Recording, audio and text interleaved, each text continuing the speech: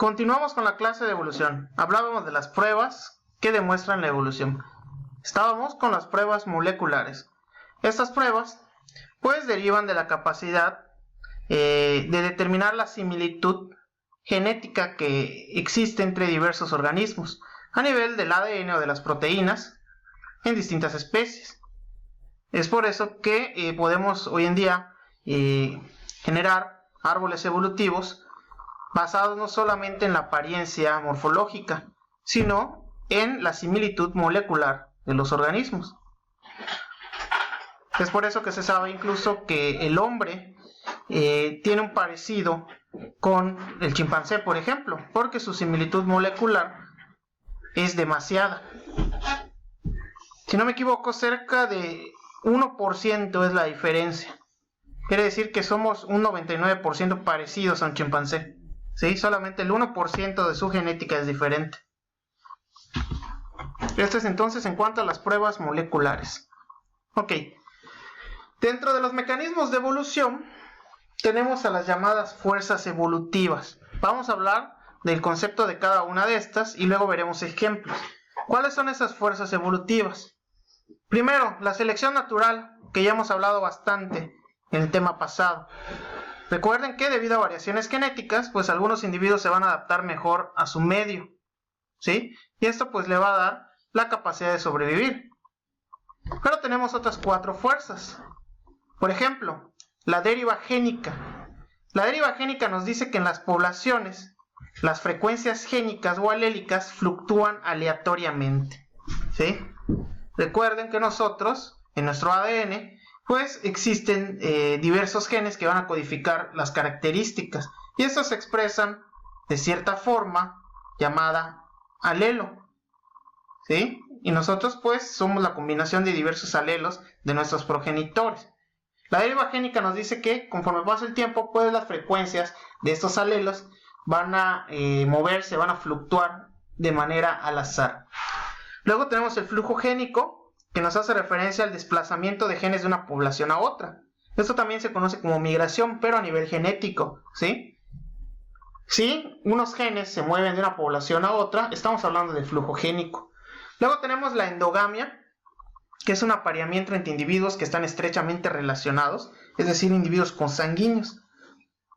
De manera coloquial es igual, lo pueden conocer como el incesto, ¿sí? La endogamia o consanguinidad, pues se da en muchas especies, pero por ejemplo en el caso de los seres humanos, esa endogamia pues genera muchas repercusiones. Y tenemos también a la mutación. La mutación es un cambio en la información genética de un ser vivo. Ok. En el caso de la deriva génica, entonces mencionábamos que hay fluctuaciones en las frecuencias alélicas. Estas fluctuaciones pues van a ser más marcadas en poblaciones pequeñas que en las grandes. Obviamente si tengo una población grande, pues la fluctuación no va a ser tan evidente como en una población pequeña. Si tengo una población con pocos individuos, pues la fluctuación alélica va a ser más notoria si hubiera algún cambio. Por ejemplo, aquí tenemos cierta especie de anfibio, cierta especie de rana, en donde podemos notar que es muy evidente la diferencia en la abundancia de los individuos que son de color verde, mientras que solamente el 10% de la población representa a los individuos de color marrón. Pero luego viene un desastre natural. Este desastre natural pues termina acabando con cierto número de individuos de color verde, y esto hace que las frecuencias en los alelos cambien, ¿sí? Y ahora, por ejemplo, el 20% de la población son individuos de color marrón. Alteró las frecuencias génicas, ¿sí? Esto entonces es deriva génica. De la deriva génica se pueden generar ciertos efectos.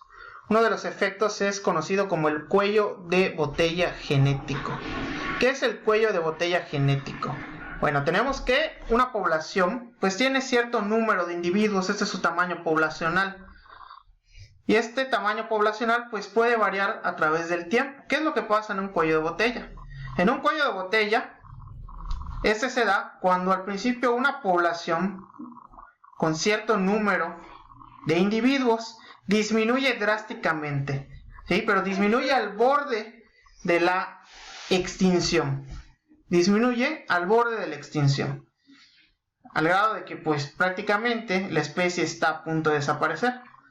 Pero por cierta condición, ¿sí? La población no desaparece. Con esos pocos individuos logra salir adelante. Se empiezan a reproducir y poco a poco entonces empiezan a volver a generar un buen número poblacional, ¿sí? Sin embargo, ¿qué pasa con la diversidad genética? Al principio, pues tenemos más variación, pero como quedaron pocos individuos, conforme pasa el tiempo, esa variación se va perdiendo. Puede ser que se recupere el número de individuos, pero voy a tener poca variación. ¿De acuerdo? Eso es un cuello de botella genético. Un ejemplo lo podemos ver en los elefantes marinos. Se dice que los elefantes marinos del norte hoy en día tienen poca variación genética. Esto se debe a que atravesaron probablemente un cuello de botella genético, ¿sí? Esto se debe a que también fue culpa del hombre. En la década de 1890 drásticamente redujo la población de elefantes marinos debido a la caza, ¿sí? Al grado que solo 20 individuos de esta población quedaban a finales del siglo XX. Sin embargo, pues no se extinguió y hoy en día tenemos más de 30.000 individuos, pero la variación genética es muy poca o escasa debido a ese cuello de botella que pasaron. Otro efecto de la deriva génica se conoce como efecto fundador. Este se va a dar cuando pocos individuos o pocos miembros de una población establecen una colonia. Como tenemos un pequeño tamaño poblacional, esto con el paso del tiempo también va a generar poca variación genética respecto a la población original, ¿sí? Entonces, que quede claro, tenemos un pequeño grupo que se establece en un área específica. No de un grupo se mezcla con otro grupo, tengan cuidado, eso sería flujo génico, ¿sí? Sino que un grupo establece su propia colonia. Llegan a un área determinada y estos pocos individuos, esos colonos empiezan a reproducirse, pero pues van a tener poca variación genética. Por ejemplo, la población afrikaner, que son colonos holandeses, que se encuentran en Sudáfrica, descienden apenas de unos pocos colonos, por lo tanto su variación genética es poca también, ¿sí? Un ejemplo muy claro es que en ellos hay una tasa muy alta del gen que causa la enfermedad de Huntington, una enfermedad neurodegenerativa, debido a que los colonos originales pues portaban con mayor frecuencia dicho gen. Conforme pasó el tiempo, pues este gen fue pasando a las generaciones, ¿sí? Y hoy en día pues es un gen común, y por eso vamos a encontrar individuos con esa enfermedad de forma más común en otras partes del mundo.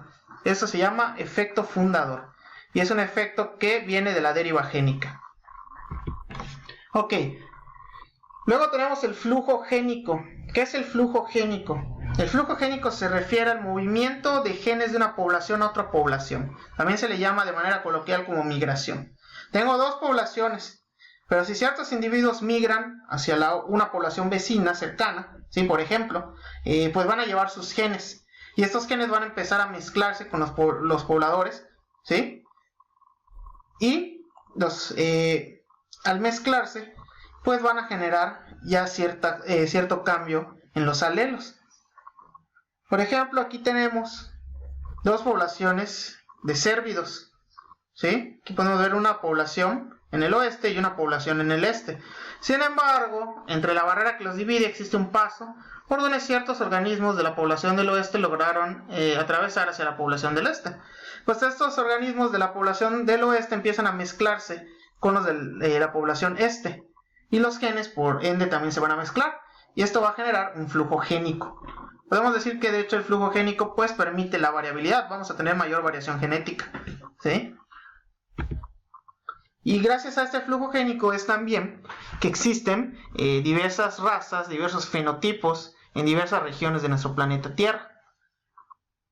Esto igual lo podemos encontrar en muchas especies de plantas, ya que muchas especies de plantas tienen diversos organismos como las aves que se van a encargar de la dispersión de sus semillas. Una semilla puede caer en cierto lugar y luego el ave puede llevarla a otro lado o incluso puede comerla, defecar y crecer en otro lado, ¿sí? Entonces tenemos que las aves son importantes para el flujo génico de las plantas.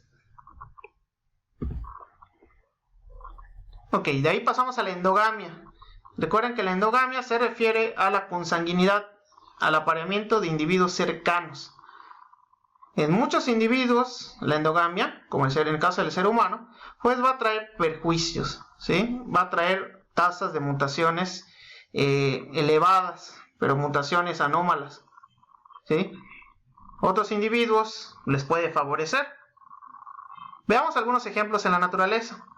En el caso de las abejas melíferas, estas abejas pueden detectar de manera química si algún individuo es un individuo endogámico, ¿sí? Si las abejas de la colonia detectan que alguna de las crías proviene de un cruce endogámico, estas abejas sin piedad asesinan a la cría lo más rápido posible, ¿sí? Para no pasar esos genes a las generaciones siguientes, ¿de acuerdo? Ellos detectan, proviene de endogamia, hay que matarlo, ¿sí? Podemos ver igual en los seres humanos, en el caso de las comunidades Amish, igual en los menonitas, existen altas tasas de endogamia. Esto pues ocasiona que se expresen mayor cantidad de alelos recesivos que van a derivar en enfermedades. En estas comunidades se ha evidenciado la presencia de diversas enfermedades, como por ejemplo la polidactilia, ¿sí? Digamos que en estas poblaciones la polidactilia va a ser más común que en la población general. Esto trae como consecuencia la endogamia, entre muchas enfermedades diversas. Pero también puede favorecer incluso a otros organismos, en el caso de los ácaros. Los ácaros del polvo, los ácaros de la piel, aquellos que están en su cama, en su cara, ¿sí?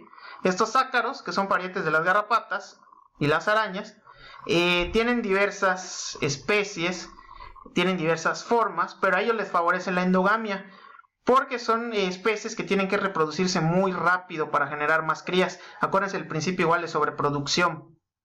Bueno, en el caso de las especies de ácaros, muchas veces incluso ni siquiera han nacido cuando ya están copulando con su madre en el interior, ¿sí? Esto es para acelerar el proceso de la generación de crías. En este caso, pues, en esta estrategia R, les conviene la endogamia, en este caso, ¿sí? Dependiendo de la especie, podemos ver si favorece o no favorece. En el caso de los perritos de la pradera, son unos mamíferos, no suele ser favorecida la endogamia en los mamíferos como el ser humano. En los perritos de la pradera, por ejemplo, pues va a traer igual mutaciones. Para evitar esto, igual existen ciertas interacciones químicas que se dan en las poblaciones. Por ejemplo, la presencia del padre, de un macho que represente el padre, va a ocasionar que las hembras hijas tarden su maduración sexual. Esto es con el objetivo de que las hembras tarden en reproducirse y no se reproduzcan sobre todo con individuos cercanos. Pues así es una manera de evitar la endogamia. Y hay muchos patrones en la naturaleza. No nos vamos tan lejos, tenemos casos en la población de Chicán, Yucatán. En esta población, gran parte de los individuos que viven en ella son sordos, sordomudos. ¿Por qué? Porque llevan años y años haciendo endogamia. Hay muchos reportes antropológicos donde describen esta población. Incluso lo podemos ver en los apellidos, casi todos se apellidan Tilán y Collí. ¿Por qué? Porque todos son parientes, todo el pueblo es pariente. ¿Sí? Tal vez no un 100%, pero sí un gran porcentaje. Y pues ellos ya lo consideran incluso como tradición y se siguen reproduciendo entre sí. Son altamente endogámicos. Pero podemos ver que los problemas ya están presentes, ¿sí? La mayoría son sordomudos. Entonces recuerden, la endogamia no es buena para el ser humano. Y la mutación, mencionamos que es un cambio al azar en la secuencia de nucleótidos del ADN en un organismo. Hay muchísimos tipos, eso ya se profundizó anteriormente en otras asignaturas. Hay mutaciones moleculares que tienen que ver con las bases nitrogenadas. Hay mutaciones cromosómicas que tienen que ver con cambios en la estructura de los cromosomas, que es cromatina compacta. Y hay mutaciones genómicas que va a generar, por ejemplo, aneuploidías, enfermedades como el síndrome de Down, de Turner, Klinefelter, entre otros.